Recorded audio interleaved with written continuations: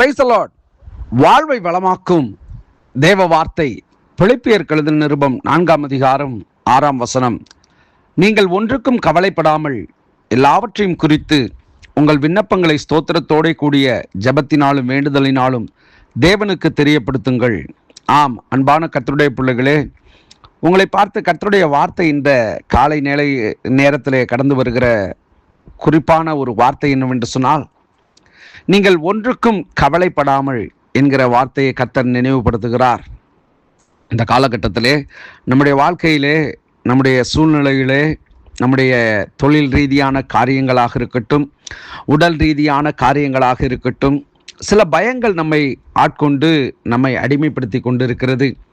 ஆனால் கர்த்தர் இந்த நாளிலே இந்த வார்த்தையை உணர்த்துகிறார். நீங்கள் ஒன்றுக்கும் கவலைப்படாமல் அப்படின்றால், இது நடக்க போகிற காரியத்திற்கும், நடந்த காரியத்திற்கும், நடந்து முடிந்த காரியத்திற்கும் கூட நாம நினைத்து கொள்ளலாம். எப்படி என்று சொன்னால், தேவனுடைய வார்த்தை அது 3 நிலைக்கு சமமாக இருக்கிறது. கடந்த காலம், நிகழ்காலம், வருங்காலம் என்று சொல்லக்கூடிய காலங்களை குறிக்கிறதா இருக்கிறது.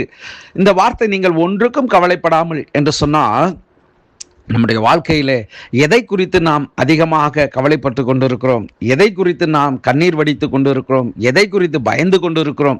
இந்த காலை நேரத்தில் கர்த்தர் நம்மை பார்த்து தான் சொல்லுகிறார், நீங்கள் எதை குறித்தும் கவலையே பட வேண்டாம். நான் சாதாரணமாக பேசுகிற வார்த்தையை நான் சொல்கிறேன். நாம் எதை குறித்தும், எப்பேற்பட்ட காரியங்களாக இருக்கட்டும், அது என்ன விஷயமாக இருந்தாலும் அதை நினச்சி கூட நம்ம கவலைப்பட்டு கொண்டு இருக்கக்கூடாது.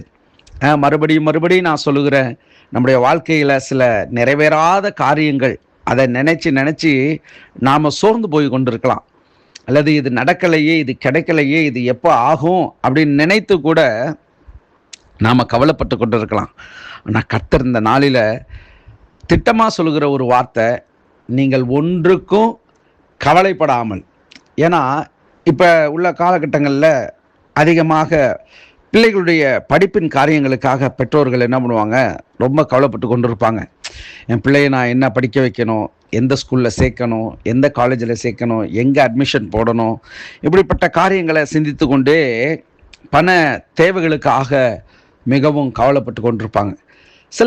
சிலர் உடல் ரீதியான சரீர பலவீனங்களை குறித்து, எனக்கு இப்படி இருக்குமோ, அப்படி இருக்குமோ, அதாக இருக்குமோ, இதாக இருக்குமோ அப்படின்னு சொல்லி சுகவீனங்களை நினைத்து வேதனைப்பட்டு கொண்டிருப்பாங்க. ஆனால் கர்த்தர் இன்றைக்கு உங்களுக்கு தான் சொல்கிறாரு, உங்களை பார்த்து தான் சொல்கிறாரு, உங்களோட பேசுகிறார்.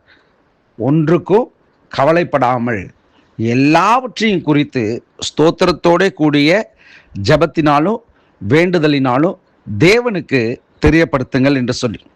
அப்போ நம்முடைய ஜெபம் ஒரு நாளும் வீணாகாது. எப்பேற்பட்ட காரியங்களாக இருந்தாலும் நாம் ஜெபிக்கிறதான ஜெபம் அது வல்லமை உடையதாகவும், அது வலிமை உடையதாகவும், அது நம்முடைய வாழ்க்கையில் எல்லாவற்றையும் நடப்பிக்கக்கூடியதாகவும் அது இருக்கிறபடினால நாம் எதை குறித்தும் கவலைப்பட அவசியம் இல்லை. இந்த நாளிலே கர்த்தர் உங்களோட கூட இருக்கிறார். அவர் உங்களுடைய துக்கங்களை சந்தோஷமாக மாற்றியிருக்கிறார்.